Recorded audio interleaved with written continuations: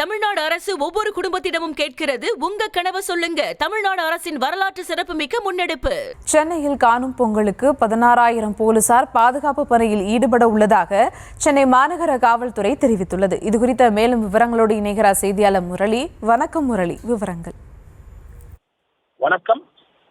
சென்னையில் காணும் பொங்கல் நிகழ்ச்சி கொண்டாடுவதற்காக பொதுமக்களின் பாதுகாப்பிற்காக 16,000 போலீசார் பாதுகாப்பு பணியில் ஈடுபடுவார்கள் என சென்னை காவல்துறை செய்திக்குறிப்பாக வெளியிட்டிருக்கிறது.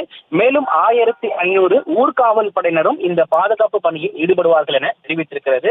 குறிப்பாக மெரினா கடற்கரையில் இருக்கக்கூடிய இடங்களில் இருந்து முழுவதுமாக 3 காவல் கட்டுப்பாட்டு அறைகள் தற்காலிகமாக அமைக்கப்பட்டு முழு பாதுகாப்பு ஏற்பாடுகள் கொடுப்பதற்கும், வருகின்ற காணும் பொங்கல் அன்று பொதுமக்கள் தங்களுடைய குடும்பத்துடன் வெளியே செல்லும் பொழுது பாதுகாப்பாக இருப்பதற்கும், அவர்கள் சந்தோஷத்துடன் இந்த பொங்கலை கொண்டாடுவதற்கு அவர்களுக்கு தகுந்த பாதுகாப்பு ஏற்பாடுகள் செய்வதற்காக வருடம் காவல்துறை தரப்பிலிருந்து பாதுகாப்பு பணிகள் ஏற்படுத்தப்படுவது வழக்கம். அதன்படிதான் இந்த வருடமும் 17,500 போலீசார் பாதுகாப்பு பணியில் ஈடுபடுவார்கள் என தெரிவிக்கப்பட்டிருக்கிறது.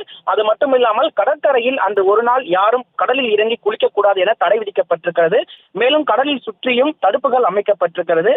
குறிப்பாக கடற்கரைக்கு செல்லும் முன்னதாகவே 7 இடங்களில் சோதனை சாவடிகள் அமைக்கப்பட்டு இருசக்கர வாகனங்கள் செல்லக்கூடிய பைக் ரேஸ் செல்லாமல் இருப்பதற்காகவும், அதே போன்று பெரியவர்கள் குழந்தைகளை அழைத்து வரும் பொழுது அவர்களுக்கு ஐடி கார்டுகள் கொடுத்தும் குழந்தைகள் காணாமல் போகாமல் இருப்பதற்காகவும் தகுந்த பாதுகாப்பு ஏற்பாடுகள் செய்யப்பட்டிருக்கிறது.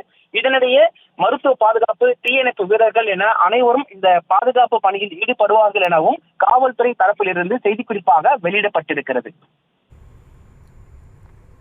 விவரங்களுக்கு நன்றி முரளி. தமிழ்நாடு அரசு ஒவ்வொரு குடும்பத்திடமும் கேட்கிறது, உங்க கனவை சொல்லுங்க. தமிழ்நாடு அரசின் வரலாற்று சிறப்புமிக்க முன்னெடுப்பு.